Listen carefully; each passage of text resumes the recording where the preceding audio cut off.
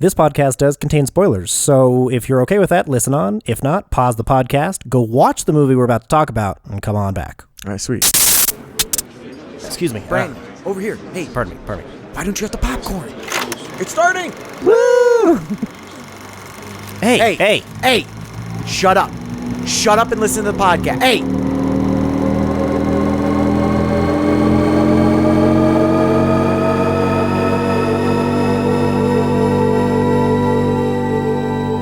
There's a lot out there to see. This is what we watched. There's so much content out now, it can feel like staying on top of pop culture is a full-time job. While we can't see everything out there, this is what we watched. That's long, dude. This is what we watched. No. This yes, is it is what we watched. What we watched. What we watched. What we watched. Ba-da-ba-da-ba-da-ba-ba. Whoa. Ba-dum-bum-bum-bum. Woo. Oh, hey, Geoff. I'm Matt. That's Geoff up That's on me. my top left. I'm My down top here on right mine. is Brandon. Hi, guys. Oh, Brandon's top right on mine too. I'm in the bottom center Oh, on yeah? mine. That's so Yeah. cool. I got Matt to the top left and Geoff to the top right. Hell yeah. Ooh, Whoop, whoop.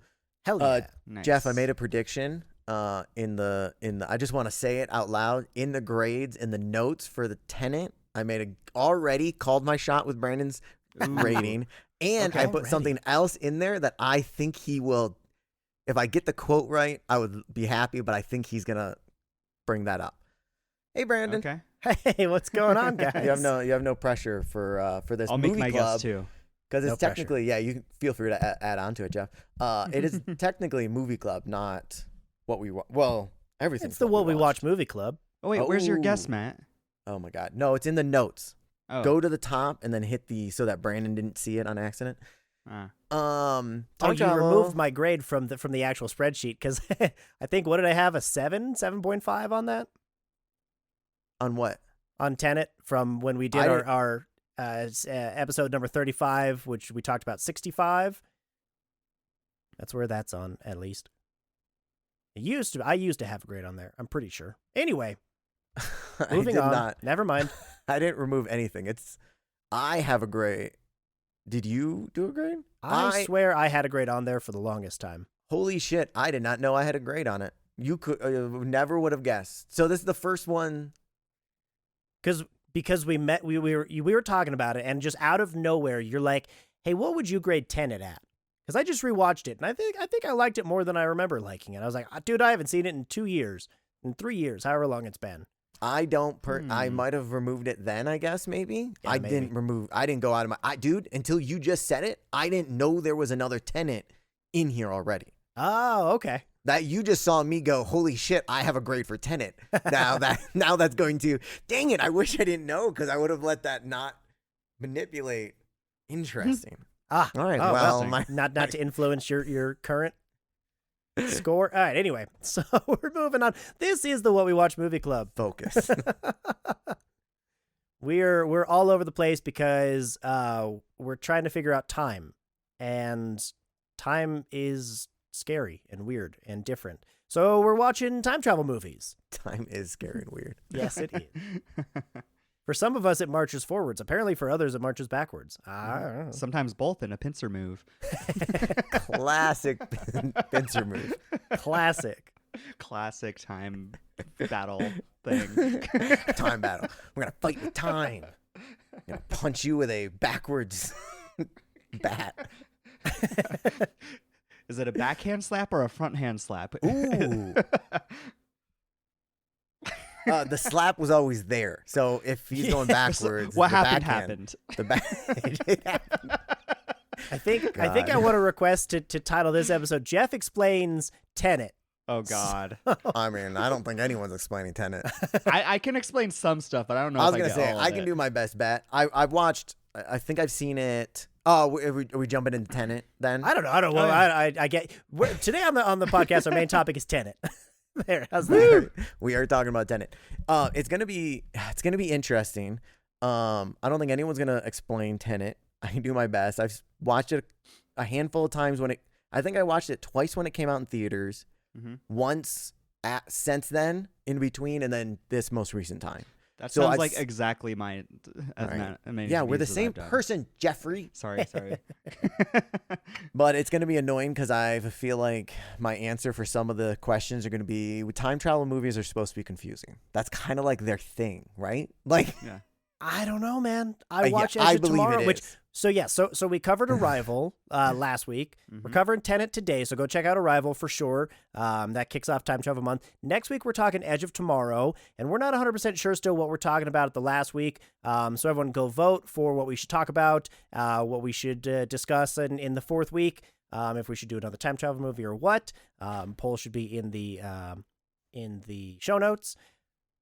I don't know. Edge of Tomorrow explained time travel really easily. Back to the Future was fairly easy in its explanation. Because they just said don't worry about it. That's what they didn't explain. They gave you bullshit, a lie that was like, oh, the banana peel turns into power and then we travel through time. Like he literally poured garbage into the whatever, I forgot what it's called. Flux capacitor? That's the fucking thing. Well, that's and then just was what like, oh, I powered use it for I hear you. But dude, not confusing because they didn't do any effort into being like, oh, it's real. Like, it's much more, don't worry about it. Stop thinking about it. They take the Looper route where it's like, oh, how does this work? Don't worry about it. Just enjoy, that's why I feel like, and also, we're not talking about Edge of Tomorrow today. We'll talk about that. My thing will be, that was probably less of a time travel movie than all the other ones. It's much more of an action movie that happens to be time travel. Okay. I think of Groundhog's Day as more of a rom-com than a time travel movie, frankly. So I got you. I think of this movie as, Yeah, what do you think of this movie? I don't know, but it's Jeff's pick, so Geoff has to explain why he picked it. Well, before we jump into it, weren't we Ooh. wanting to talk about a couple other things, or no? We're just jumping right in. We can. That's why I asked. I was like, "Oh, are we jumping right in?" And I thought you said yes, which I was fine with. I'm Okay, cool cool. with that. It was yes Don't listen to me. temporarily until now. Don't listen to me. Move on, That's Jeff. 'cause I was Why'd you pick this? I was Oh, like, shit. "Oh, are we just jumping straight in?" And you're like, "Oh yeah, fine." Cool. So that's what I thought. No stories. We can talk about Primer, but What's Primer? Primer is actually probably a good for if everybody does want to hear about Primer. Primer is definitely an old school cult classic that people love. That is all right. It's not bad. I don't think I've ever heard of this. Do you know? have Do you not. remember Upstream Color? No. Okay. Well, the Over two? director of that one did Primer, and Upstream Color is, it's very weird. It's very confusing. It's very artsy. They don't, dude. You thought Tenet was confusing. Primer is confused and so, like, oh my god, it's so confusing. People have cut like different cuts of the movie all at the same time, like with all the windows, like Lost kind of, where it's like, oh, these are all the things happening. There's this many versions of this person, because what they do is they go forwards and then they get in a box that they just invented in their garage. Don't worry about it. It works. And then they go backwards to the day that they just did. Then they live it again. So then there's like, every time they do it, there's another version of themselves. And then there's like, at one point, there's like 6 versions of each other. It's so confusing, but it's very indie. It's very indie. And people love it as like one of the OG time travel movies. Came out in 2004 for $7,000. It cost $7,000. It's nothing. Oh, dude, it feels like Clerks. Like if you took Clerks and made it just like really confusing, except for the dialogue in Clerks is better, I think. Okay, I was gonna say that's its saving grace in Clerks is that the dialogue is crisp and clean. Well, exactly right. They go at the same pace, and it's the same like super indie random feel, like you're literally just standing in the dude's garage, except for their dialogue just doesn't flow. It is much more just.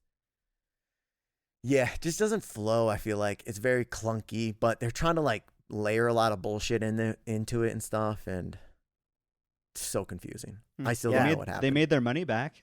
I would assume so. I would hope so. That's impressive. They Honestly. grossed worldwide $545,000. Hell yeah, dude. That's a great profit. Hell yeah. I'm sure they did a couple million in promotions, obviously at that time, advertising. You cut it with the theaters. It came out in theaters? Primer did? Yeah. What year did yeah. it come out in theaters? It says October 10th, 2004, opening weekend U.S. and Canada. It made 28,000. Wow.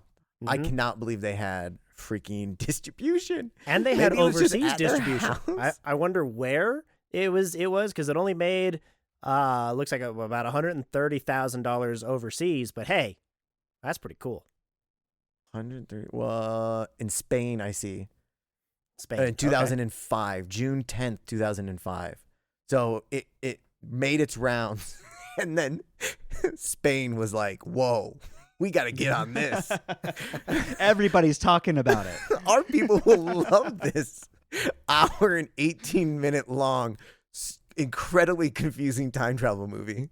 78 minutes, 77 minutes. That's crazy. Yeah, dude. And they like the first, wow, it's so confusing because it's like the first time you watch it, you go, oh, the first time they time travel is about 35 minutes into the movie. But in reality, the first time they started time traveling is like 10 minutes into the movie, but you don't know it until everything else gets revealed. Then you rewatch it. Then you go, okay, so he was already setting it. So in the future, he's backstabbing him. So he went back to the way back to start this process. Dude, it's so confusing. And I love having my mind just melted by dude, it's time hilarious. travel. You really need to buy in because their time travel thing in the storeroom, the long-term storage where you go get a whole freaking storage. You talking like a storage unit? Yeah, storage unit. God, unit was my problem. Is literally it just looks like PVC pipes and they put some shit around it and they crawl into it and they crawl out of it. And that's the time travel. You have to crawl in there and then spend 6 hours traveling backwards, which sounds horrible. You spend 6 hours going back? What? Okay, All God, right. we're getting really into Primer. So Primer is you live the life. So you have a machine, then you press the start button. Then you just live your life, and it's been running. You started at noon, and then you went and did stuff until 5. Then you come back at 5 p.m. You get into the box, and then you can travel back to noon because it's been on for 5 hours. And you can go backwards to where it started. That seems so inefficient. Yeah, no, I hear you. But they were like, they were It was living 2004. Exactly right. Well, because they didn't want to go What do too they have far. to do? They had no budget. What they were doing was living a day, checking the stock market and what stocks did the best. Then traveled back, and then lived the day again and just bet on or like bought those stocks that they knew would double. And then like after that, then went to Spy Geoff, then went to sleep, and then did the whole thing over again the next day. Yeah, they're living like 36-hour cool. days, living 36-hour days because they basically, lived a day and a half, Right. and shit like that. Oh, hey, Jeff's back. Oh, you fell. Jesus Christ. Did I it wonder fall, if my Geoff? camera overheated. Anyways, Primer is really confusing. You would not like Primer. Okay, I'm gonna watch it. Looks like it's only $3 on Amazon Prime, so cool. Mm-hmm. Well, it's like $3.79. $2.79, but what who's counting cents? Yours is $2.79. Yeah. I just bought it for $3.79. Ha! Suck it. I don't know. That's what Google says. So This it's is why it's possible hard to be inflation. friends with you because I can't just constantly looking to be Geoff. What the fuck? Come back. I mean, hey, it's You left me my here with my him. camera overheated. It's angry at me, so I'm gonna go grab something to help cool it down. Okay, I heard. I wonder if this is gonna stay in.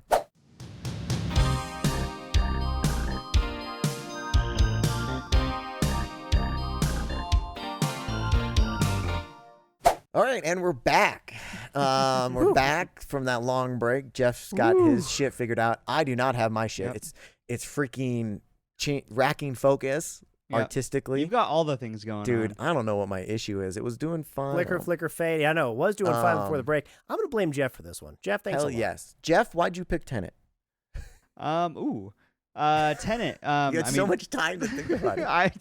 I was doing other things, fixing That's the camera. That's fair. No, Tenet. It's another Christopher Nolan movie. Hoytema's DP, production designers Nathan Crawley, the usual crews, different musical composer, which is interesting. But Ludwig but I mean, Göransson. solid movie. Douchebag.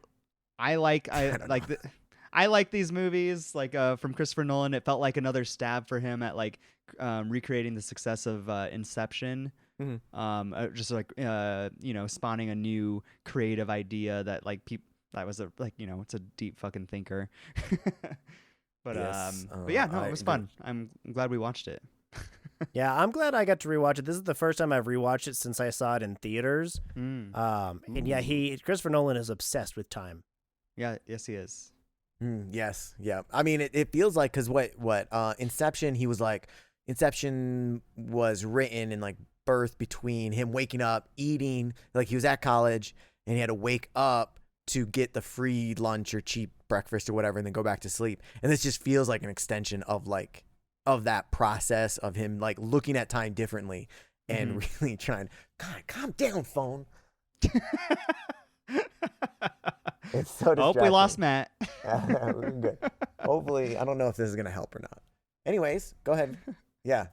Yeah, no. I agree. Like, seems like he always has this consistent theme of time. Like, even to look at Interstellar, he like takes that concept of time and brings it to like a planetary like basis of space and time, essentially. Yeah, I mean, and Dunkirk, right, playing with a different. The editing, yeah, like the different timeline, the different time, like or not travels, but the different way that you can perceive time of the same moment. The same moment can play out depending on your perspective. It plays out differently, and Dunkirk was just the edited was so well, and the whole gimmick was it's the exact same time as happening. It's not one happens and the other happens and the other happens. It's all at the same time. Inception also messes with time and slowing down or speeding up. Of course, then his Memento is again different perspectives, different kind of looks at that. I mean, even Oppenheimer to an extent is kind of plays with time a little bit. It's probably his least play with time. Oppenheimer. Sorry. He does talk about because he loves it. He loves to try to understand time, and to kind of break down what perception of time is versus what time actually may mean on a grand scale or anything like that. But Nolan has talked about how as he's gotten older, he definitely thinks of time in a different way as well. Thinks of time in a different way. I mean, yeah, after writing about it so much. Yeah, I mean, it's gotta be surprised weird. He doesn't have a time machine yet. I mean, directors really like live in their projects for a very long time, unless you're Ridley Scott or the Poor Things dude. Speaking So on that real quick, can you imagine being in the Inception world for like a year or something like that, or this world for a year and trying to wrap your head around? Oh my God, dude! Yeah, it'd be nuts. But like speaking on like the idea that you said that like directors spend so much time on these projects.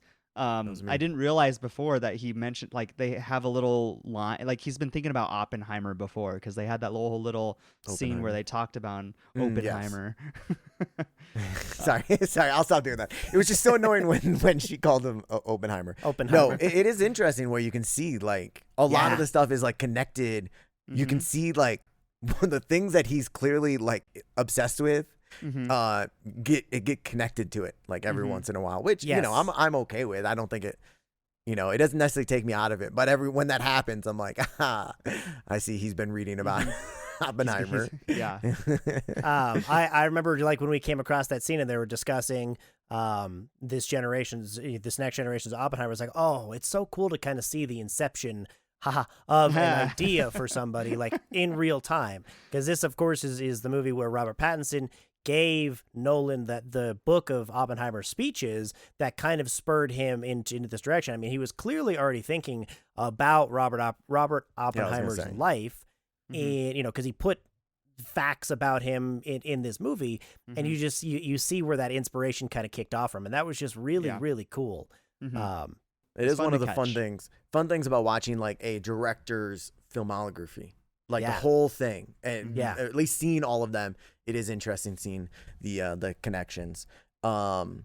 It's this one. I do like.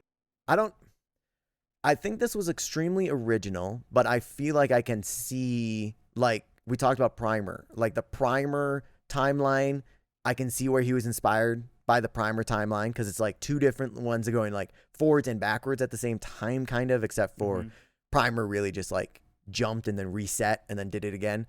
And then also like it's so interesting him with the story with him and Robert Pattinson, the main character in Robert Pattinson. It screams, it's so weird. The Doctor Who's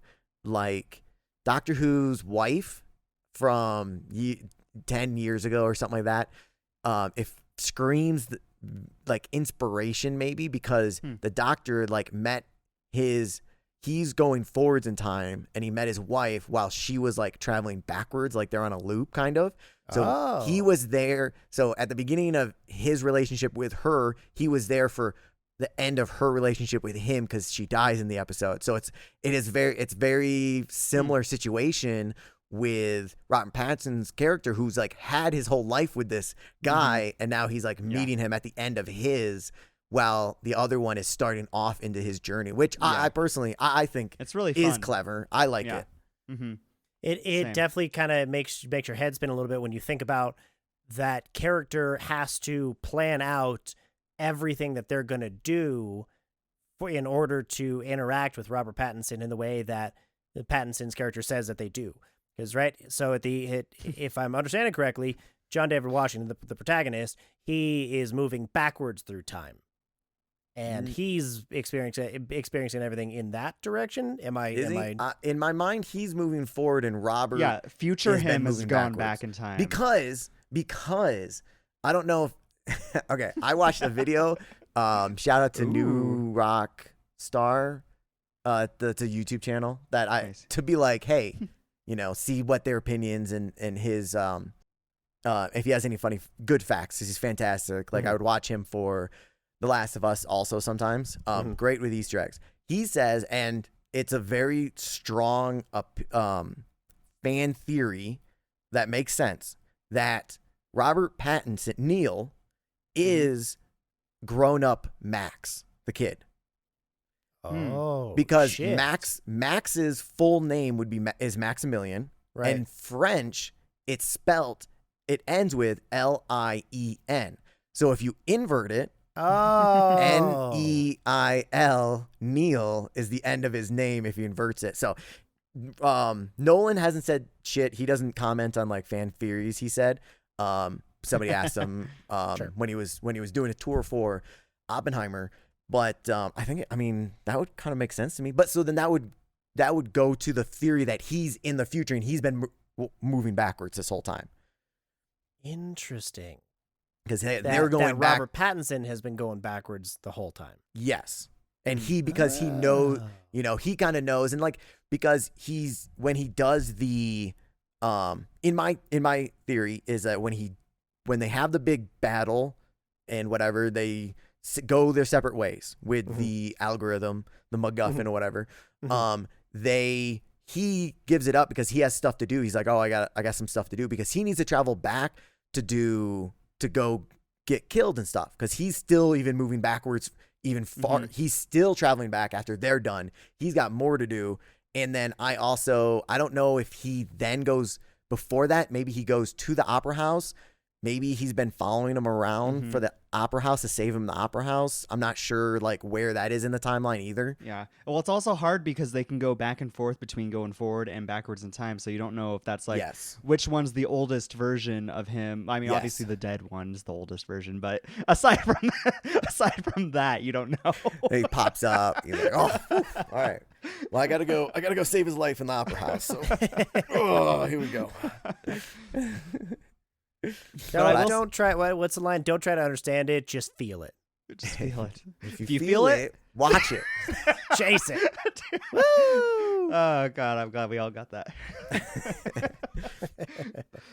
One thing I did like that they did from a cinematography standpoint, though, was with all the complications of like knowing inverted or not inverted. I liked the color coding that they put towards it. Like the blue and the red for like who's going forward, who's going backwards in time kind of situation. Thank God. Yeah, it's like, and it was all like they didn't like blatantly state it either. You just kind of understood it. Like Mm-hmm. you'd be in those rooms and you'd be like, oh, the one over there is the backwards one, but that Oh, one's heard, blue. heard. We're in the Oh, red heard. room, and then the watches and stuff too. It's like I they thought you were didn't- saying the blue and red armbands that they gave everybody in the final battle, which I was Yeah, also excited they- about. I was like, thank yeah. God. But Yeah. I agree with you. And the lighting is much more subtle way of distinguishing, which, you know, which also just creatively it looks cool. yes.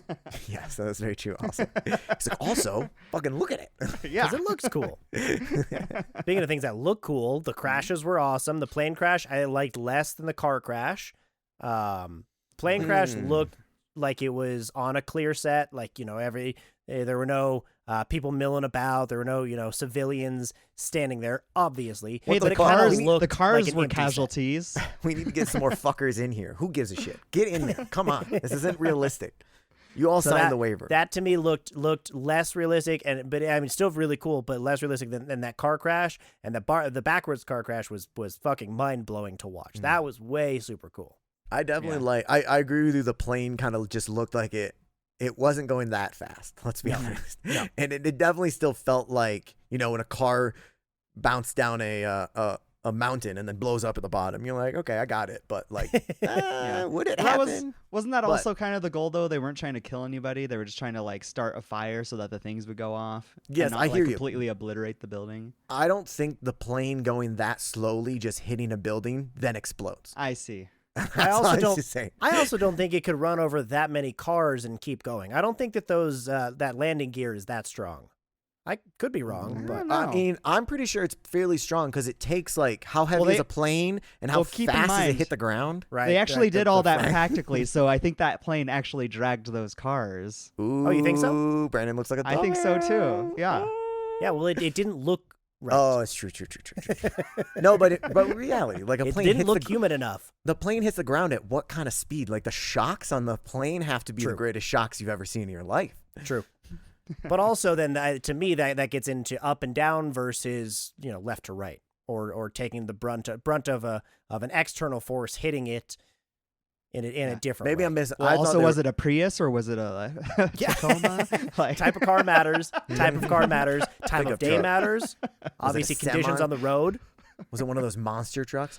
They did a lot of the practicals and the production design. I thought were, and honestly, I liked the action.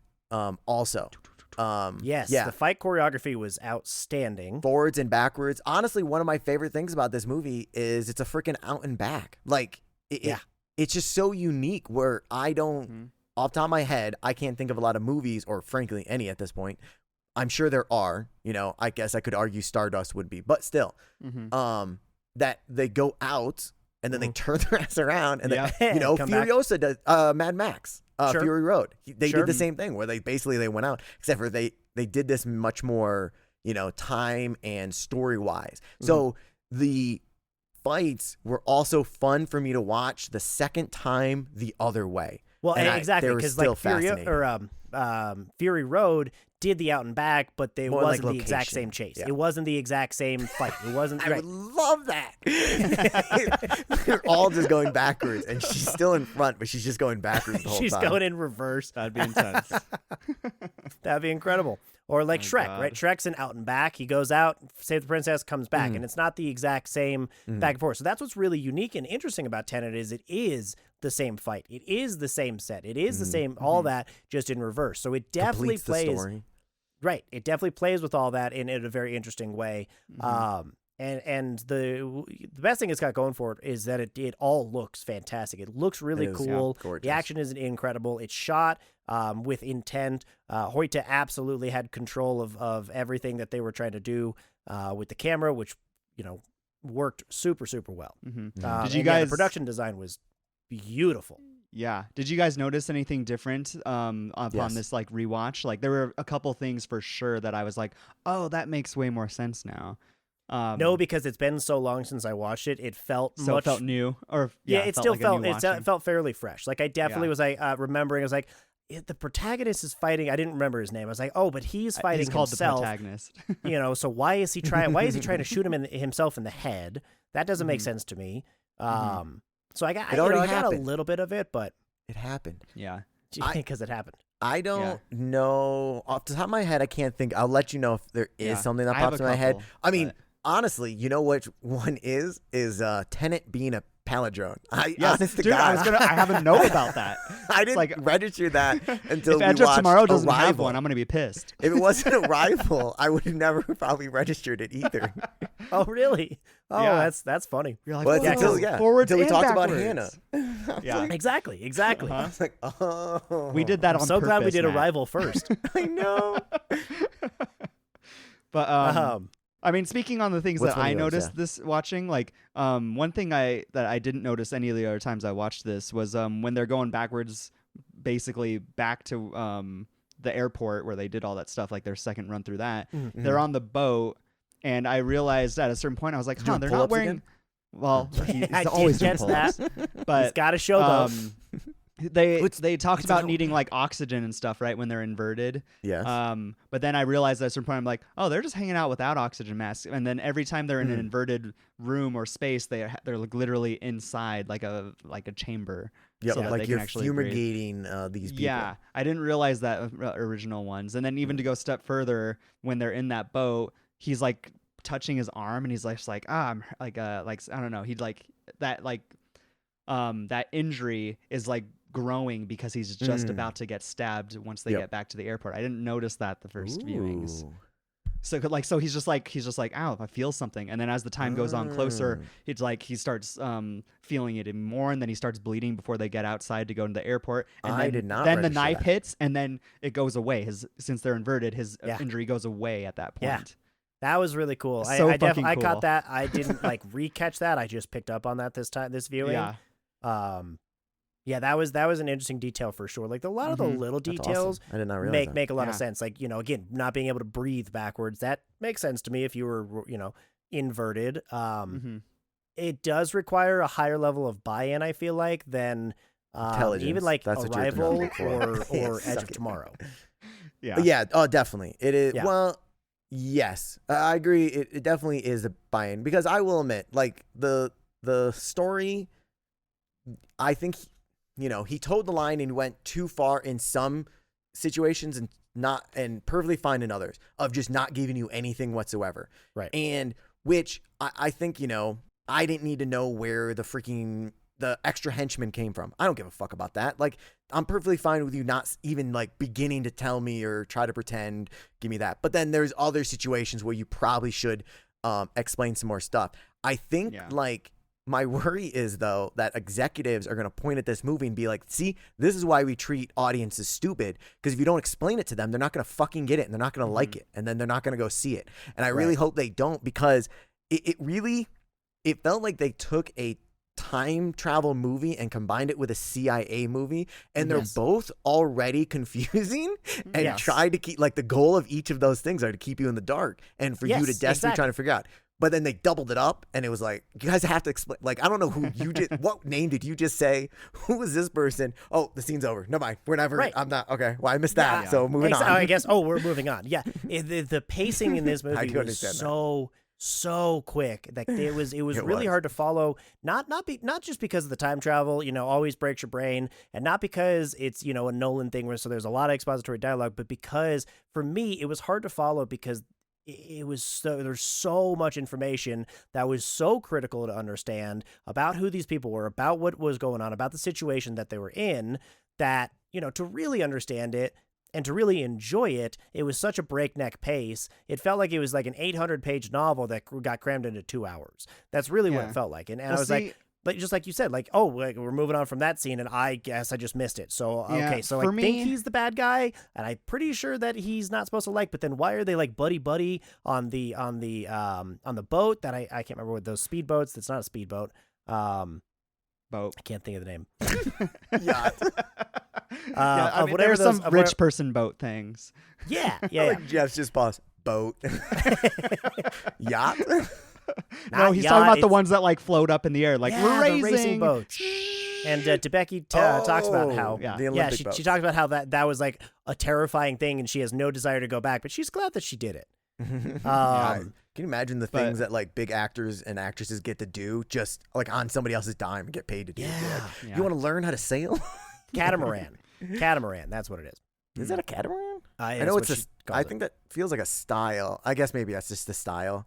Because I don't think catamarans are meant to lift, but hey, I don't own a catamaran. I don't sail, contrary to what my background says.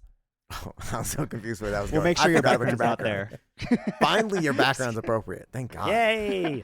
But no, Brandon, on your story thing, like for me, I feel like it wasn't like it was less about the fact that it was confusing because like I was able to follow, like they had different goals in different parts of the movie. So like the first goal was to get like a meeting with this like gun person because they're trying to find where these inverted materials came from, and that's like that's what we're following along with, like, oh, that's our character's goal, is to find where this inverted material came from. And then all of a sudden after that meeting the goal completely changes, so then it feels like it almost felt like you were believing this storyline for almost you just kind of forget about that one, and then now you're on the new storyline, more or less. We need exactly. to find like this other person now, and so that's where it feels to some degree a little disjointed to me, because like you were saying, Matt, like we're kind of just like not sure what's going on, we're just kind of following along. Yeah, and I personally think it ends up in a place that you don't necessarily like. If you miss stuff, it's not the end of the world. Because again, like we said, it's not. Did you think this was the most concrete story that like, oh, now that I know, I don't know. It didn't feel like, oh, I missed one information, now nothing makes sense, because it wasn't. Ultimately, it wasn't the most complicated. Like, I feel like main bullet points you could easily get through without knowing the small stuff. And what's the difference between confusing and rewatchability? I don't know. The more and more I watch it, it makes sense. Like, I mean, I liked it more than everybody else when it first came out, so it wasn't the most confusing thing. Okay, other than possibly Geoff, it wasn't the most confusing thing in the world. Like, I walked out and was like, I am confused, but I didn't think I missed stuff. I didn't think I was cheated because I was confused. I was excited to kind of figure it out and keep thinking about it and have more to think about after the movie, rather than okay, and it's over, I'm turning my brain off, moving back on. That's to me, but I'm more like, I think I'm more flexible with that stuff. And honestly, like I said, it feels like a CIA movie. Like, it feels like Tinker Tailor Soldier Spy, kind of, where it's kind of confusing. You don't really know. And to me, it also feels like the time travel side of, here's a bunch of timelines. Good luck. You're not meant to know it. Like, that's what they say about Primer too. He's like, you're not meant to figure it out. And honestly, that's what Nolan says too. Is like, hey, just go along for the ride. Enjoy it, and also kind of what you said as well is he personally likes movies that you have to go back and rewatch it, and you kind of need that second, third, fourth watch to kind of start figuring everything out, because you catch more things. And to a degree, I do too. I feel like Tenet just left a little bit more of a bad taste in my mouth, because it felt like a mountain of exposition that I missed. It felt like I missed more that I would have benefited from had I caught it, or had it been a little bit slower paced. So I mean, than just leaving me in the dark and going, oh, hey, I definitely want to go back, and that opens the door, and now I understand this scene a little bit better. It's like I completely missed. Like, I didn't know who Andre was for the longest time. I wasn't sure about why we were what the painting was, why he was trying to steal the painting.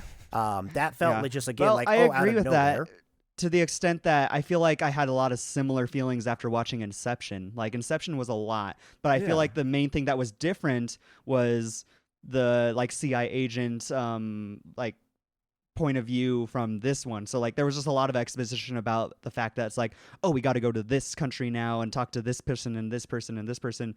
Like, there was just a lot more little details, whereas Inception was still honestly very similar, but we stayed within our group and learned more about our characters and group within that. And I think that's why Inception kind of worked a little bit better, at least as far as understanding, is because it was less characters, and you got to experience a little bit more of their nuances by diving deeper into each one of their psyches. But I don't know. I mean, we did some country jumping in Inception, but it definitely felt a lot more like, this is why we're going here. And it wasn't just, oh, we're going to this place and name a random name, and we don't know who that person is. But there was also That's all. Yeah, we need it was to know, is they're heist important. movie versus espionage. Yeah, Like, exactly. Heist there's like versus some CIA, you're differences right. there, but yeah. Yeah, it's the CIA side of everything because it was much more like the beginning was us kind of, it's a quick background realistically of just following how he got to the main part of it realistically. Because it's like, frankly, you don't need to know what the photo is, but you knew the photo was blackmail. The painting was blackmail, and that's all you knew. And yes, you might not have known exactly why it was, but it gets to the point. It really, honestly, comes to a definition of like, when I watch a movie multiple times, it stacks as long as you can get through the first time being fine and getting enough information. I personally think I got enough information. You don't, which is legit because he definitely ran through a lot of stuff, and I don't think this was my favorite, dialogue written movie that he's ever done. Like, there could be some more better flows here and there. I thought the acting was fucking.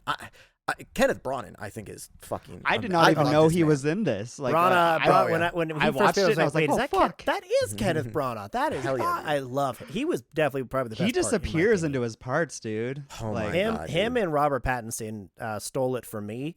I think that John David Washington felt a little bit kind of muted, or a little bit one tone, maybe not muted, but I'll give you that. more yeah, one I tone. can see that. Debicki had a little bit of range, not as I much liked as I her. think I we thought she could did. have seen. I do like her a lot, and I'd like to see more with her. I thought she was did a trying good to job. see if this was the first one that Nolan had written by himself. No, I think he had one, but it's been a while. It might have been Dunkirk. While he's looking that was up, Dunkirk. I will like to shout out a major movie that the two leads. I would say how would you define lead versus supporting? Like, did we have 3 leads? Or did one, and then there's just a bunch of supporting? But like the main guy is a a black actor that I don't know. Like, I didn't see him in stuff other than or since then. Like, and then the main female is, I wouldn't say a traditional, Hollywood starlet that they would put in. It'd be, it's not Sweeney. I really wanted to say Sweeney Todd. Sydney Sweeney. It's not Sydney Sweeney. It's Sydney Sweeney. How dare you? And him actually like giving some good roles to some people that probably wouldn't get normally. Kenneth Branagh is a big name, and Patrick and Robert Pattinson are big names, but they were kind of in the background. They were a little bit smaller other than roles. Kenneth Branagh. Yeah. I'd say Kenneth Branagh had a big ass role, but Yeah. Yeah, I would say Agreed. he's probably the third of the 3 if we were doing leads. That's what I was gonna the say. third out of 3, with Debicki being second and protagonist obviously being number 1. But John David Washington, he kind of he cut his teeth doing things like small roles in like Malcolm X, and he was in a couple episodes of 7 Bucks Digital Studios. Never heard of that. definitely, hell yeah. Then he had widely a respected. he had a small role in Monster. It is big. His first leading role was in Black Klansman, in 2018. Oh yes, Yes. He was He good in was that. in Ballers, the TV series Ballers, and then after this, the 2 big ones were Amsterdam and The Creator. The Creator. Yeah, I knew Yeah. that. Oh, that's right. I now that you say that, he was the lead in that. But still, no matter what, my point still stands. No, absolutely. That he has a minority has a large leading role in a giant tentpole movie. 100% love that. I don't love Debicki's character. I think she turns too much into a damsel or she is too much of a damsel in distress for too long. I love her character arc and the fact that she does take agency. Personally, I would have liked it if she didn't have to call the protagonist to save her at least once. That would have been a little bit, in my opinion, better ending for her after taking agency and saving her own life and saving her kid's life and moving forward to go on and continue. That would have been nice to see. I didn't really see her as damsel in distress, honestly. Like, I took it as, I mean, she was kind of like in a caged situation and like, prisoner yeah. versus damsel prisoner. I can see a little bit. I don't think she was, I didn't think she was in it. I don't think she was around enough for me to have a problem with her being a damsel or not being a damsel until the end. And also, I like at the end, it wasn't a traditional like, oh, I call at the last second to then you shoot him, and she was like, I can't do it. I'm just, Yeah, that's it's actually done, like, by the way. it's a real character instead of the cliche character. She just did it because she's like, fuck it, I can't do this anymore. Instead of, oh, I found the strength, the traditional story. Oh my God, woe is me. Oh, oh, now I'm back. But she kind of, she buckled at the end. She was like, no, fuck this shit. Yeah. I mean, she did a good job going along with it for a while there. It was Yeah, like, holy also true. shit. Which, Also I mean, true. What world does this dude believe in? Why would he not be immediately go, you hated me like when you left the boat? Mm-hmm. Yeah, we were having a fight. We're pissed, and now all of a sudden, no. I definitely thought that Andre knew that was from she was from the future so much earlier. Right. And he well, was so it was like, a weird. surprised. It was a weird because he clearly figured something out, and so I guess in his mind, he just thought she was working with the CIA or whatever government agency that the protagonist was working for with. Tenet, and right? he what? Well, I Tenet, don't know. I think is the name of the organization. Do you think he knew about Tenet, or do you think? I don't think he did. Well, no, actually, you know what? Because he did say, he said that code word to him, right? When he was trying to figure out before Something he Twilight. Yeah, he did. Yes. You're right. Yes, so he must have known about Tenet. He knew the organization existed, so he might have just thought she was working with Tenet because in his mind she was dead because that's the dude. Because he's going backwards, so he already killed her in his timeline. He killed her in the upside down, and then they went right side up. So I guess he just figured that out instead of. Quick question. Yes, I sure. didn't realize Tenet was an organization. Is that what was actually going on? I thought guess- that was the Tenet algorithm. That was the machine that kind of like what they were trying to like stop from erasing the past essentially. It might have. It might have so.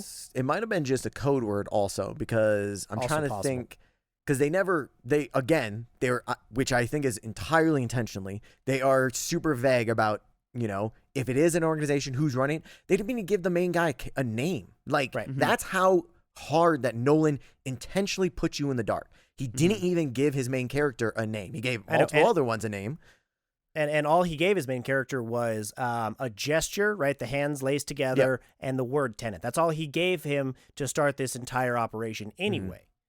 So, which feels so CIA to me. That's so CIA. Yeah. Where it is, here's this envelope. You're going to meet this person in Moscow on a bench at 2 p.m. He's going to give an envelope and that will give you the instructions. Like that's such a spy movie thing to do, and it totally makes sense. Again, didn't give you every information, but that just really feels like that's the normal kind of path that those spy movies really take. You don't want to know who it is. And he did intentionally, but he went too far. I agree with that. maybe a tick too far. Well, that's what I say a tick. I think you say like a bucket.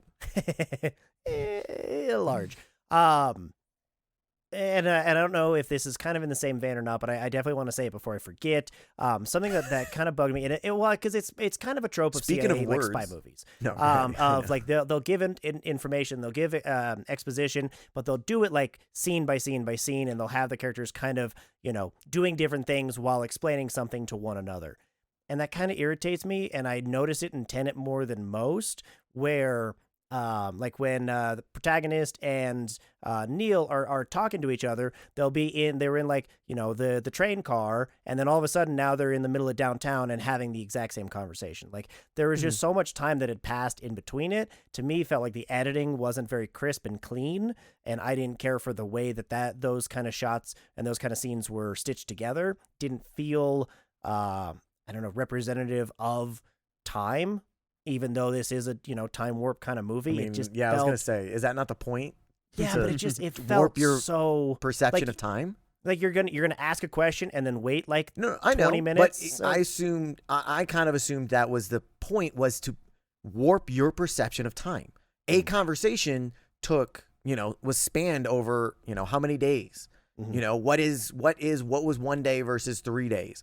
Are we going forwards or are we going backwards? Kind of. I understand what you're saying, and I know the trope. In general, when it happens in other movies, I just don't care. It's just, I don't know. I've watched movies before, so it's like that's just like I agree with you. It is a trope that I will see in everywhere. You know, I bet it'd shock me if they didn't do that in Inception. I can't specifically tell you a specific time, but I bet you he was walking around, you know, with her in the dreamland and then did that and then, hey, it fucks with your perception of time. And then, but he did intentionally both ways.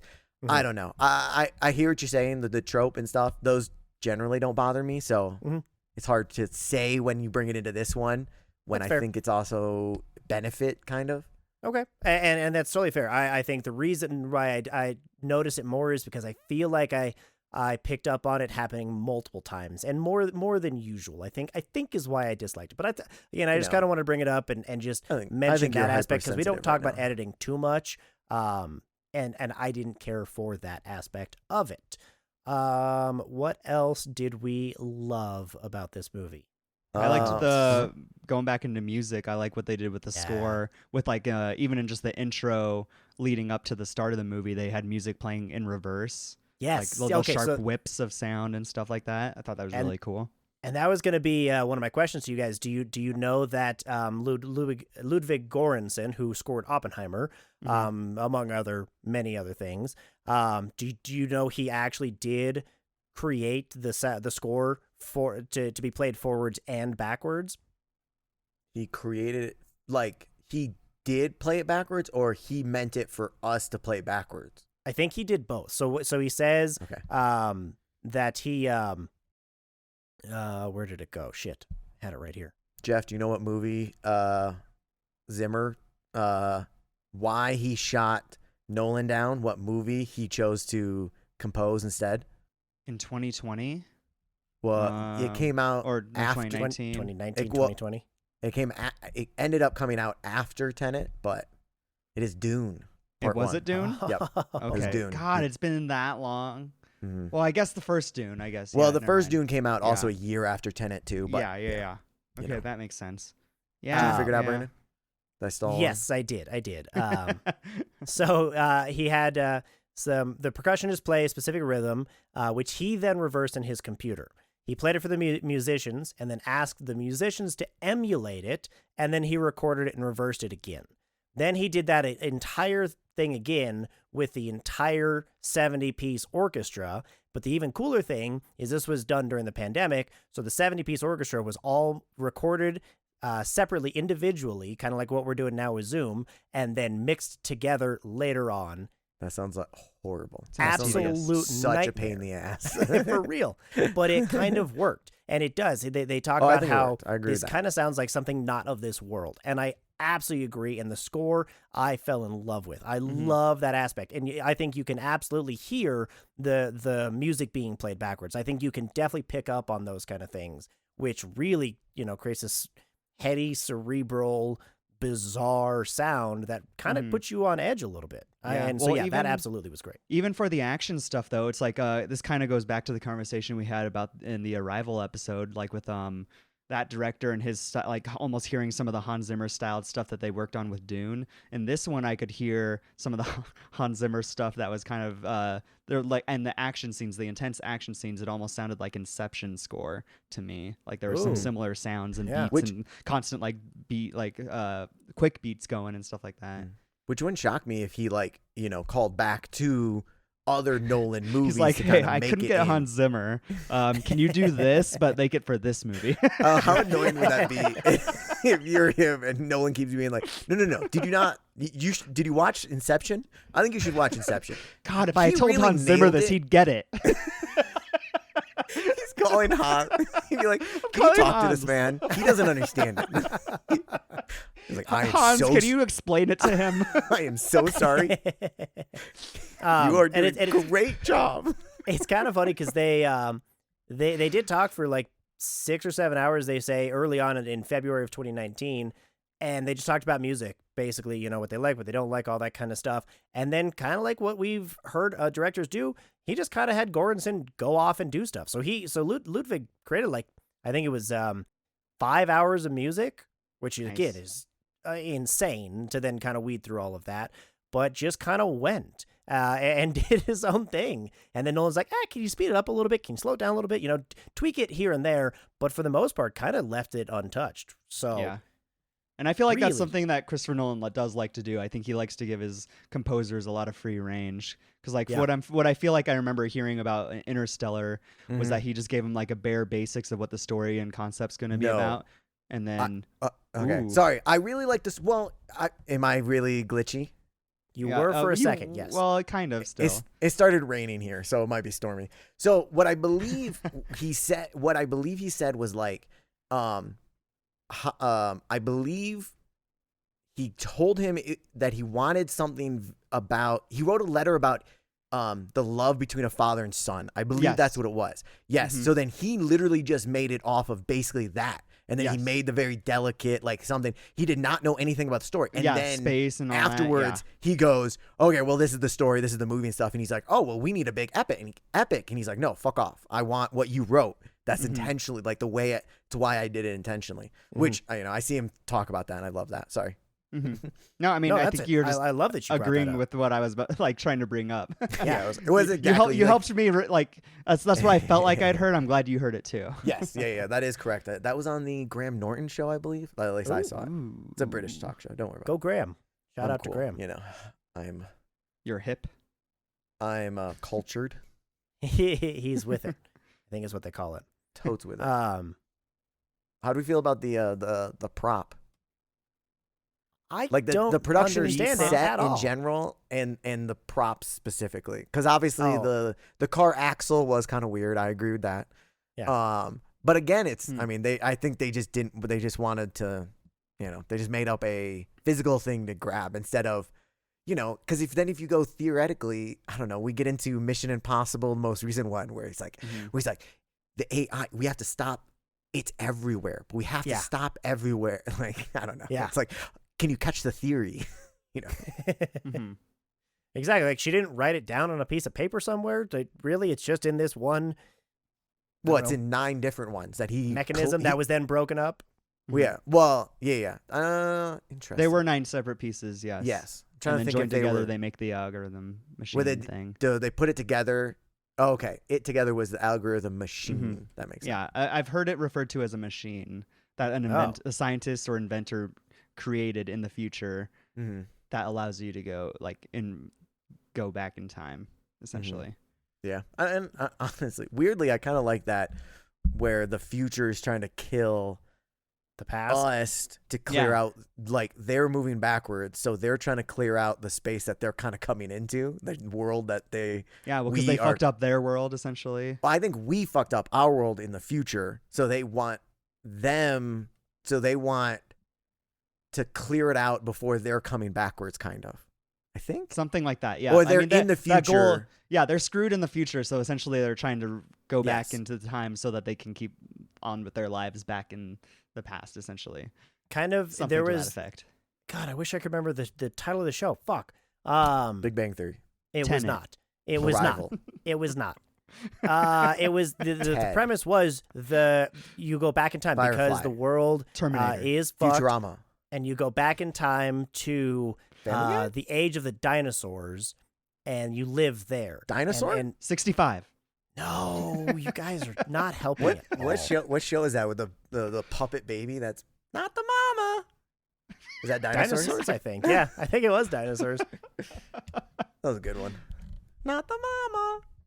Back in time to dinosaurs. Let's see if this Google Terra Nova. That's the Oh, one. hey, Terra Nova. I remember Yeah. seeing trailers for that show. I think I watched some of that, but I could not tell you that. So they were going in the past. Yep. I remember watching the pilot and went, well, that was interesting. Why did they go back that far? So they Were they there? I thought interesting. because I- the future was I too don't know. crowded. So they started going to the past, but they went $85 million back, or $65 million. $5 million years back. back. That is an Yes. expensive Expensive. back. Yep. That's like a Oh, it is 85 million years. You're right. I was right. Kim 85 Kardashian million back. years, which is probably at least $85 million.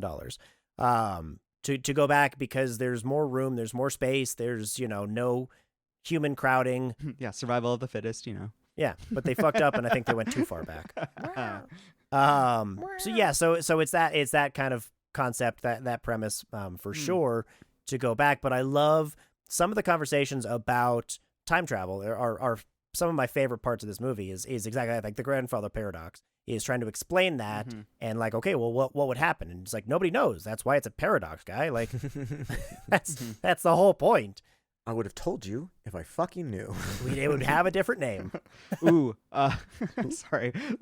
I just remembered one of the first fight scenes in the kitchen fight scene in Tenet.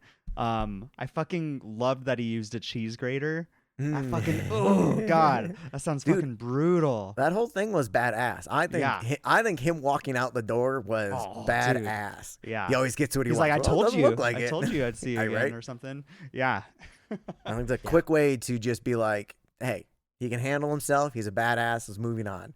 Yep, establish that character. This ain't just random CIA agent. I did hate immediately after that. I love the Russian torture scene. That was fine. I hated immediately after that. He's like, we patched your mouth back up. It's fine. There's no swelling. There's no pain. He can talk just fine. It's great. It's all right. The henchman? No, he's talking about the protagonist character. After he gets his teeth ripped out, and then he wakes up with the bandage around his head. Oh, well, I think that was a while ago, but yes. Apparently, yeah. Well, I would assume so. He's in like the middle of the fucking sea. But then no muscle atrophy, no brain fog. He's just back to normal.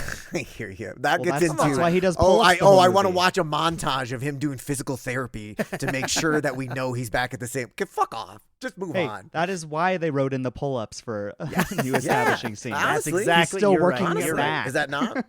Bitch. And that's why he was doing pull-ups on the way back, because it was an out and back. So if he did pull-ups on the way in the beginning of the movie, he had to do pull-ups in the end. We had to just round that shit out. Okay, that's why I was wondering. One of the things that still confuses the shit out of me, like to me, like for this movie, is the idea, like with Clemence Posey, like Fleur de la Cour from Aaron Harry Taylor Potter. Johnson. Well, no, that he's another one, but the Fleur de la Cour character when like she's explaining the inverted materials. Oh yeah. But like I still don't to this day really understand the idea of just like you gotta feel it and kind of just like you have to tell yourself in your mind, I dropped that bullet in order to catch the bullet, kind of thing. Yeah, don't worry about it, Geoff. Just move on. Shut up. Just feel it. Everything started to make more sense once they actually just started going into inverted time. I hear you. But like right. Inverted materials in forward time, it's just like that still is like confuses me. Yes, yeah, just the straight up walking up to an object and doing that feels weird to me. When they got out and started doing like, you know, the car chase and that stuff makes sense to me. Yes. Or the conversation, that makes sense to me. When it is literally just walking up and being like, oh, yeah, I know that I already walked it over here and I'm going to walk away with it. Yeah. So now it's like it just weirded me out that like in forward time, you're still catching the bullet, but in inverted, when you're inverted time, it makes sense to me that the bullets are coming back to your gun. But in real forward time, I don't understand why those bullets are going back to the gun.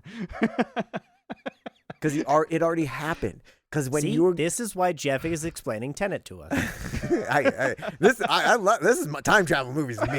this is what I showed up for. So because when he's going through the first time, it happened where the bullet got shot.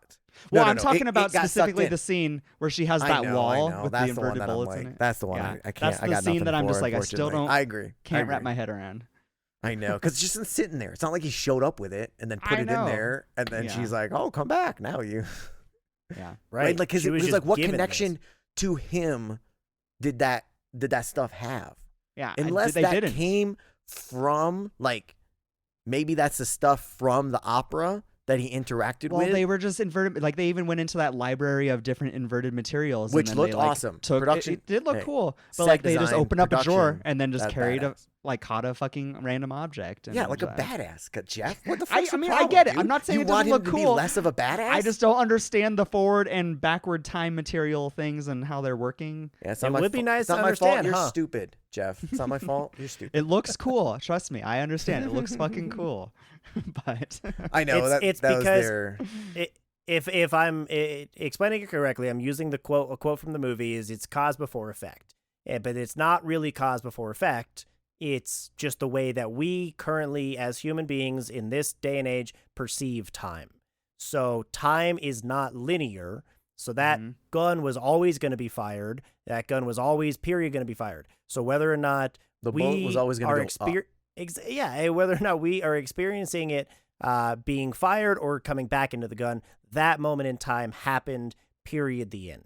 So it's just all about in which direction are we experiencing, are we flowing? Both happening at the same time. Which way are we perceiving it at the right now? Right. You know? Right. And one of the coolest shots. So asking, why did I punch you, Geoff? Because you're a douche, whether we're going forwards or backwards. One of the coolest shots that helps explain that as well is that Russian interrogation scene where it's the trains are going forwards and backwards next to him and kind of like pinpointing into his head. That was an absolute brilliant shot.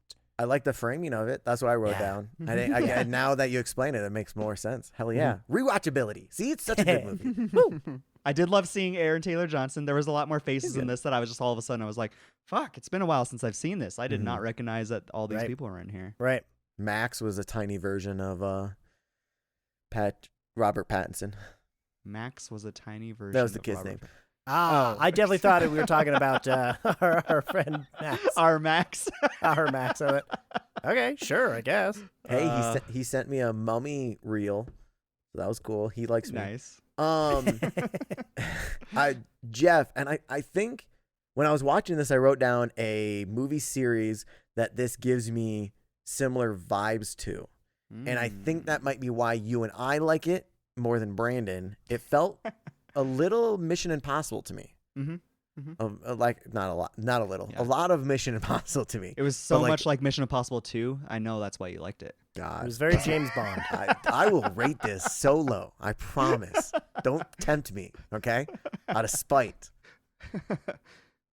I'm just going through my notes, my stream of consciousness. I loved that the car scene because it was so impractical. Where Andre sets the car in reverse and then lets it go, and it just drives in a straight fucking line. Hey, those foreign cars are good, dude. You don't the American cars, like if it was a Ford or is a fucking Tacoma or something, it would crash instantly. Like, well, a Tacoma, I believe, is Toyota, isn't it? Yeah, I was just going with Jeff's car. That's all I was trying to go with. If it was a Tesla, no one would be questioning it. It would be self-driving. Nobody would even in it. The whole movie would be over. It'd just be robots. It'd be iRobot. Ooh, maybe I'll do that for nostalgia. Ooh, that's a good one. Anyway, this had some plot holes to say the least. So what do you think? Should we try and rate this time travel movie? Sure. I'm upset, Geoff, because I already missed one of my things that I predicted that Brandon was gonna bring up, and I'm very upset. Ooh. Okay. I thought Brandon was gonna argue if this was even a time travel movie. Oh. I thought he was gonna give Geoff shit for it to be more or less a time travel movie. No, I think time travel. This was more of a time travel movie than Arrival was. Let's be honest. Ooh. What? Yes. There's only minimal parts of time travel in Arrival. Minimal parts. See, the thing I thought you'd have a problem is they're just living their life just backwards. So is that not the same as moving forwards? Technically, I was ready to argue. It's just very slow time travel. It's not instantaneous. Yes, it's very slow time travel. It's real time. Exactly, right? Arrival, Edge of Tomorrow. It's like those old video games. Is a time travel movie. Exactly. I know. I was ready to argue that. I had that teed up, Brandon. I was about to give into that, but you did not have a problem. So what? Curious Case of Benjamin. That's why I left that off the list for people to go vote on what we watched the last episode on is Curious Case of Benjamin Button. Then technically, right, he's living backwards, but it's the same pace. He's not traveling in different speeds. It's just because if he went like forwards then backwards, it'd be something. But he's just doing the same thing, right, in reverse. Yeah, but is that not this movie, Geoff? So where do we draw the line? Because technically, we are traveling time. Stop it. Going forward. I know. Right? Every movie's time travel. I'm currently time traveling. I know. Just in the same time as everyone else. Yeah, exactly. Well, hey, we perceive the same time as everyone else. Well, like what is time necessarily? If you die at a different time than I die, do I not have more time than you? So then would not my time not be like Or know, when you sleep. ration When out someone goes more. to sleep, right? They're in the future Shut up, if you don't go to sleep at the same time. Ooh, Unless it's Inception. No, Yes? Yes, they go to because sleep their and then they body's still lose. there, though. Their body's still there. Their body is still there, but they Yeah. wake up earlier. They wake up. So you're basing die. time on Whatever. consciousness. Huh? That's what Damar Hamlin did. He just went unconscious. It's a thing, Brandon. No, but like I would say to be considered like time travel, because the person's body went. So in Arrival, when she was having memories Mm-hmm. of other times, that's not time traveling, because she has to be there and coherent in the physical time, right? Debatable, because her consciousness did retrieve information from the future to use into the Right. present. So it depends on how you view that And as at time the end travel by or the end of not. the movie, she had unlocked being able to perceive whenever she wanted in her life. I understand. And then what? So that's time travel, just bouncing. All I'm saying is the person is unconscious and the body's still there. It's not like they're already the other place while Mhm. someone's standing there. It's not like the person standing there watching you sleep and you're living your life already Are you when sure? you woke up. Yes, Are you 100%. sure about that? Yes, Brandon, 100%. But that would be my difference. Anyways, But that's perception of time, right? That's the perception. Is my perception is I only 15 minutes elapsed and now it's tomorrow. No, I Whereas hear you you. stayed I up believe for 8 hours and then it's tomorrow. see, Anyway. that would be more law of relativity. The greatest explanation of that ever came from Deep Blue Sea, when he was like, put your hands on a hot pan and 5 seconds can feel like an hour, and you put your hands on a hot woman and an hour can feel like 5 seconds. yeah. Nice. Coolio. LL Cool J? I think it was LL Cool J. Coolio. Sorry, one of them. Whatever. Hey, either way. Yeah. I heard No, there was that like a is great. J and a. Anyways, I don't have to My go first. final- Thankfully. Final argument for what a time travel movie is, Ooh. which Arrival I don't think actually meets that, is You chose that. You know that, right? exactly the person He's always trying to goes cheat, Jeff. to We a know that. different time than when they are normally from. Whether that's futuristic or in the See, past. See, to me, when she started actively changing stuff, she was time traveling. Okay. So when Okay. she's crouched and was like, "Who's your father? Where's your father?" You know, that shit like that. That's when she was time traveling. So I think she was actively All right. changing time. And then in this one, it would be you're different than what? Hey, normal as you fucking squares think of it. Normal time, duration. Perception. Sure. Yes. So Damar Hamlin did not die, but he did time travel. That's what you're telling me, Brandon. He's a space zombie. He is a time traveling zombie. All right. Anyway, sorry. It was in fact LL Cool J in Deep Blue Good Sea. job. Good job. Proud of you. Thank you. I appreciate that. All right, you figured out yet, Jeff? Geoff? Yeah, I think so. Great. Great. Now sing it in backwards. Right, Yedar. They were talking backwards, weren't they? Yeah.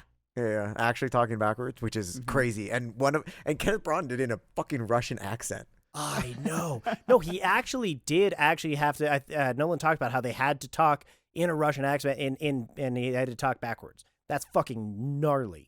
What did I just say? Is that not what I just said? Oh, I was confirming that. Oh, okay. I didn't know if that was the point. Was he talking backwards or they just Sorry. reverse it? And I was confirming. Yeah, they actually had to practically do that. That's fucking Yep. gnarly. Yeah, he deserved an That's cool. Oscar just for that.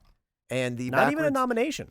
You know what? They should. Hey, now, can I propose a category for the Oscars? Yeah. Most impressive random skill learned for a movie this year. Oh, that's great. Most impressive random skill learned. That's fantastic. Kenneth Branagh had to learn how to speak backwards with a Russian accent. So suck it, everybody. What would this that year's be so far? This year's that one chick that learned how to grow in Love Lies Bleeding. Sorry. Oh. That's a new skill. Okay. Sandworm riding. I mean, it'd probably be some weird thing in Deadpool. Or Deadpool, yeah. I'm sure no. Anya it'd be poor Taylor-Joy thing. learned how to It would- drive. It would be something for what Emma Stone had to do for what's his face. Whatever she For Yorgos whatever she got Lanthimos talked for to. Kinds of Yes. Kindness. One of those. I think it should be one of those freaking things. Mm. And speaking of Kinds of Kindness, and this we're so off track. I was thinking one of those storylines is the Changeling, right? She comes back, and he questions whether or not she is who she says she is, which is the entire premise of that Angelina Jolie movie, which is fantastic, by the way, of Changeling, where she gets her son returned to her, but it's not actually her son, and she's basically going insane trying to say this isn't who you say it is. I haven't Never seen even it. heard of that. Oh, it's so good. Changeling? Changeling.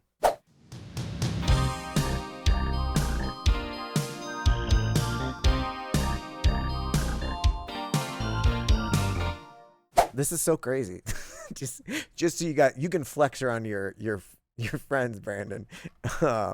Gatlin, you guys don't know Gatlin Griffin from The Changeling? He's really gotten into stunts recently.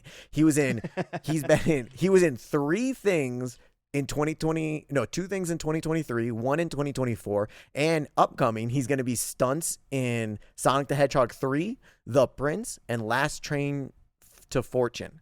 He's going to be in he's the stunt coordinator for that one. Shit moving up in the world. Look at this kid go.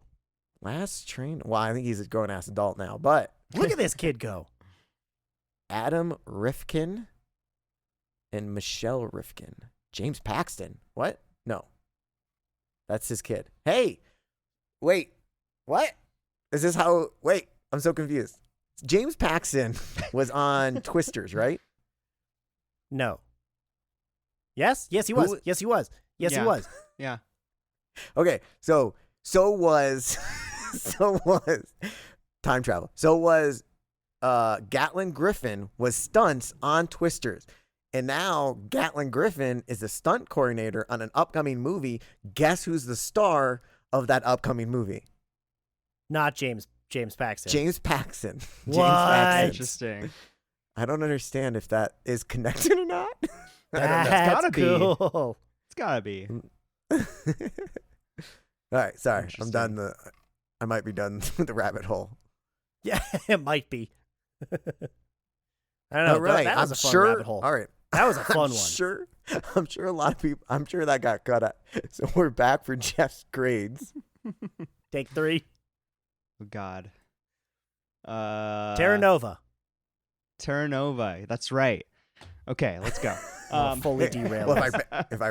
if I base off of Terra Nova, So Tenet grading. So Edit grading. oh yeah, we're talking quick about Tenet. question first before I Uh-oh. say this one. Oh. I'm looking at my grades, Matt. Is Oppen all Oppenheimer? Yes, yeah. Oppenheimer all is from multiple different episodes. Because I got a bunch of Oh, people's. I see. Yes. Okay. It was like over like 2 or 3 episodes. I see. Barbie and Oppenheimer are Barbie and Oppenheimer. Like those are I see. even though it says all, Okay. just because I had so Yes, many I was people just grade I was like, is that a typo? Okay. it. No. Also, it's not even Oppenheimer. It's Oppen all. Oppen all. Yes. Yeah, it's all. But Oppen all. yeah, no, I mean, rewatching this, there are so many things I always like and appreciate from these Christopher Nolan movies. Like Brandon, like you pointed out, the trains going opposite directions, like that kind of shot and composition is really fun. I mean, everything that they played back in reverse, like whether it was people speaking in reverse or visuals in reverse, it all looked amazing. That gets super big bonus points for me anytime like there's visuals to that like degree. I thought the acting was pretty solid. Like you guys were saying, like I think this is one of the most confusing movies as far as Christopher Nolan's goes. Like it was in order to fully appreciate the story, you probably have to do research and watch it multiple times. Yep. To understand what he was fully going for. But otherwise, the only other would be Memento, but not as many as this right. time. Well, even Like, you'd watching have to do more Memento, of I feel like I understood it for the most part. Like it has agree. rewatchability because then you're just like, oh, that's how things were playing out. And like I agree. 2 watches of Memento, and you're kind of probably good. Tenet, yes. you know, This one, you're it's like I'm still learning 45. shit. I need to start like taking like shot by shot notes. Yeah, agreed. So to Writing that, down blocking. yeah, but like by that, like by all those standards, it is still relatively high for me. I'm looking as far as my Christopher Nolan movies. In recent like ratings, I think I had Oppenheimer as like what I said was probably one of my lower Christopher Nolan ratings. So by that degree, I think I have it at 8. It looks like 8.75, and I Your think Oppenheimer. I think that Yep. that's what I have it at. Yeah, you do. So I'm gonna have to put Tenet at the same level because they are different, like completely different styles of Christopher Nolan movies, and I like things for like I liked the action and visuals. Honestly, kind of more in general from this one. It just had Inception aesthetics to it, which Inception's probably between Inception and The Dark Knight. Those are like my top Christopher Nolan movies. So it does get like some extra points in that realm for me. Whereas Oppenheimer was just very much a new territory for him as far as a biopic. But I mean, the visuals for that movie were really insanely good too. So yeah, at this time, I think I have to put it on the same level as Oppenheimer at 8.75. 8.75 for Jeffrey, which is the same as Arrival. Mm-hmm. Wow. All right, sweet. I'll let Brandon go next because he's got his feels, and I'm also now confused because you brought up Oppenheimer, and I'm like, fuck. Sorry. No, it's okay. Go ahead, Brandon. You can go. All right, cool. Well, I guess if we're comparing it to Oppenheimer, I think Oppenheimer blows Tenet out of the water, personally. Ooh, I think that it interesting. took everything that Tenet did well and honed in on what it did well and cut all of what Tenet didn't do well and left it in the dust. Story-wise, yes. Story-wise, yes. Everything else, nah. Everything else, I think it just got sharper, visually. I don't know. I don't know if I enjoyed it or not. Like, there were so many bits that I liked and so many bits I didn't like.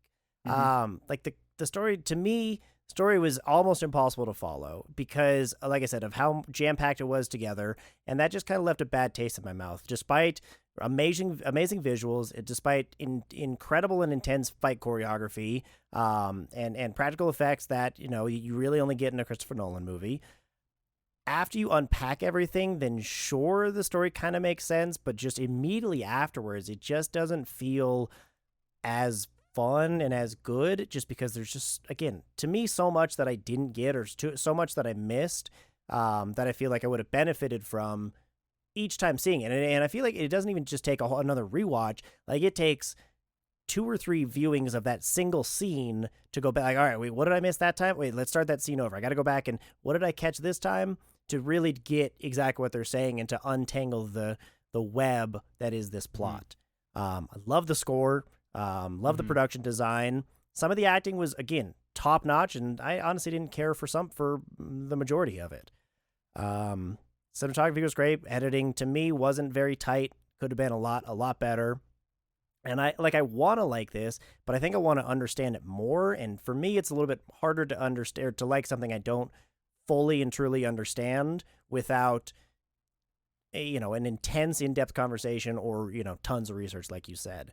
So I think I have this one at a 7 after talking about Damn it. I called it from such long ago, Geoff. I knew it. I knew he's so critical after. I thought 7 at first, and then I got swayed by his after the Wolverine and discussions. everything, and he felt like out of the loop. He was gonna feel out of loop on this one. I knew it. I called it. Anyway, sorry. Go ahead, guys. Good job, Matt. I nailed it. I knew Spoken it. like a second viewing person, though. let's rate it again after the 3rd or 4th. Realistically, that was his first. You can open up the side. I definitely that's what I guessed in the notes. Hell yeah! Even though I did on Edge of Tomorrow, now I'm realizing, and not Tenet. Oh, that means it doesn't count. Dang it! Dang it! All right, 7 flat for Brandon. That's me. All right, sweet. Now it is. Ooh, look, my... all our Sorry, colors were next I'll to come each back. other. Oh. Yeah. Are we gonna chase each other? Brandon's actually part of it now. Oh God, I wish people could see this. Oh no, I'm all the way at the top. Why am I all the way at the top? That's Okay, so sad. Brandon lost. That's so sad. My grades. I will say, I think before, the technical side or the story side, Nolan's got to get credit for doing something unique. He went and did something that, doesn't always happen. He didn't treat the audience like idiots. He put some people in parts that normally wouldn't. He did a story that I've never seen really. Like, I've seen bits and parts, but it felt so unique. You don't see this version of it. So, and just like the technical, like, achievement that this was. Like, we talked about some of the other things that, like, some of the other movies, Arrival, it's like, oh, can you imagine, like, doing all these things, like, or the blocking in 1917, like, the amount of set production and like keeping things straight and doing and building things and the epic scale, running backwards, talking backwards, fighting both way, like shooting a fighting scene backwards and forwards and feeling it the same. Like, those alone, before we even get to the movie, to me, like, you get kudos for those and you get a little extra. I'm in a weird position that I have actually graded this before. And I previously graded it a 7.75. And hilariously, I think I'm in this realm. I'm between 7.75 and 8. And honestly, the parts of the movie that I love, I personally love the rewatchability.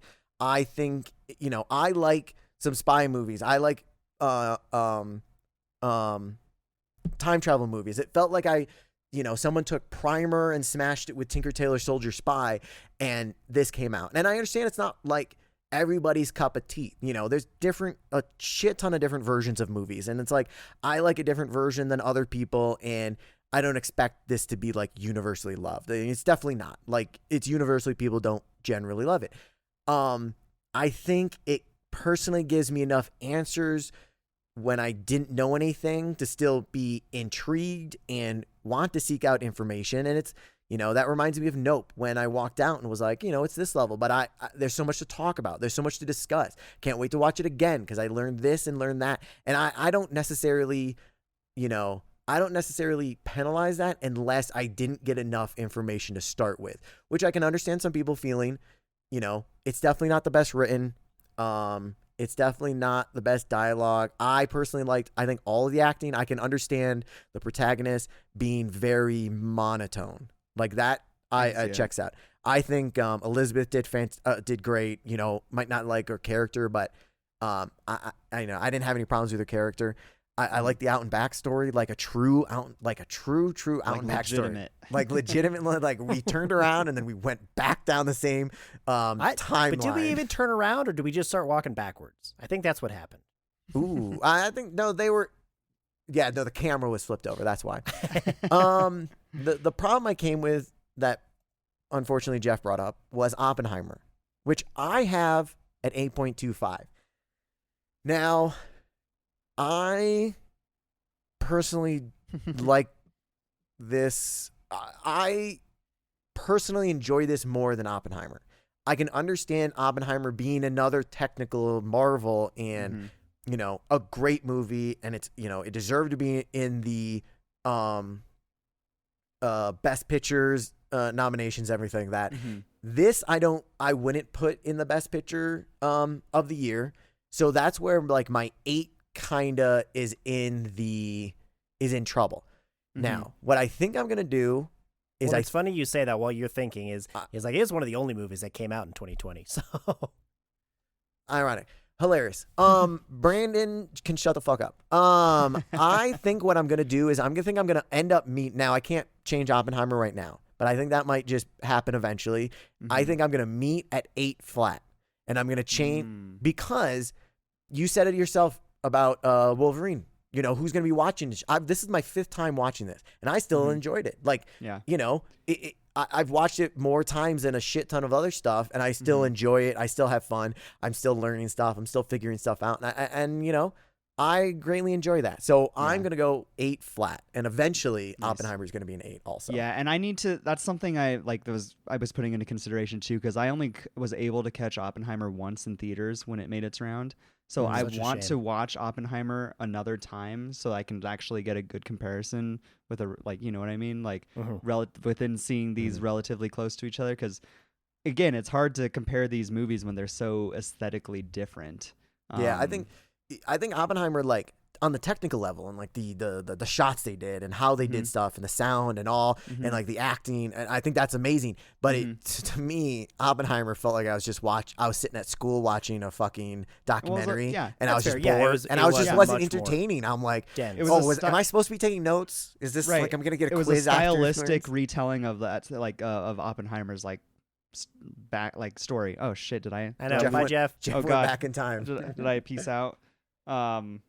I wonder if my That's battery fine. died. Well, that's fine anyways, because we're heading out on this episode. So we'll let you figure we lost that Geoff. out. Matt's flickering like crazy anyway. Hey, so I know. and true. Matt- So all right. So that was Tenet. Yeah, we were pretty much all over the map on this one. Of course, Matt and Geoff being the same person are basically in the exact same rating. Well, that's not true. He's yeah, 3/4 of a point over me.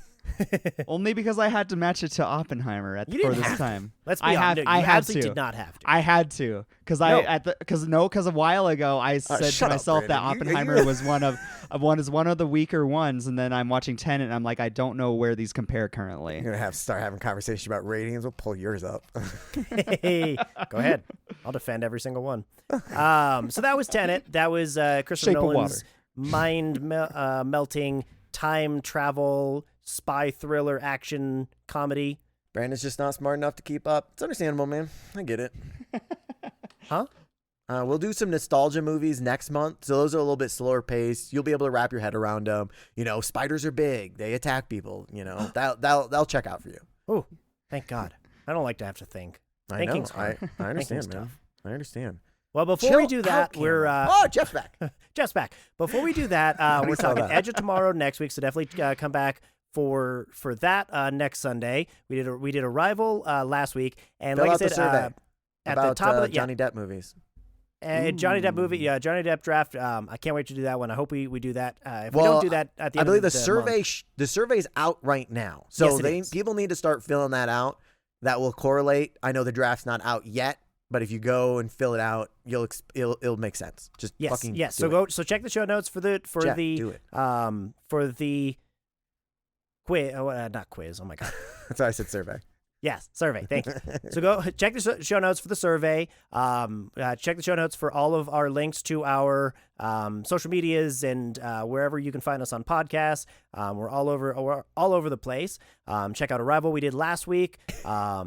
And like Matt said, we're doing nostalgia. We haven't nailed down what movies we're doing yet. So if you guys have any suggestions for nostalgic movies that you want us to cover, please let us know wherever. We're like I said, we're all over socials. And yeah, I think that's everything. I don't know. I'll go back. I'll go forward in time. I'll listen to this. Then I'll come back and I'll throw something else in because that's how time works. So Hey-o. yeah, we're good. All right, guys. Enjoy the movies. We'll talk to you soon. Bye. Bye. Oh, Back Jeff for the came back bye. to say bye.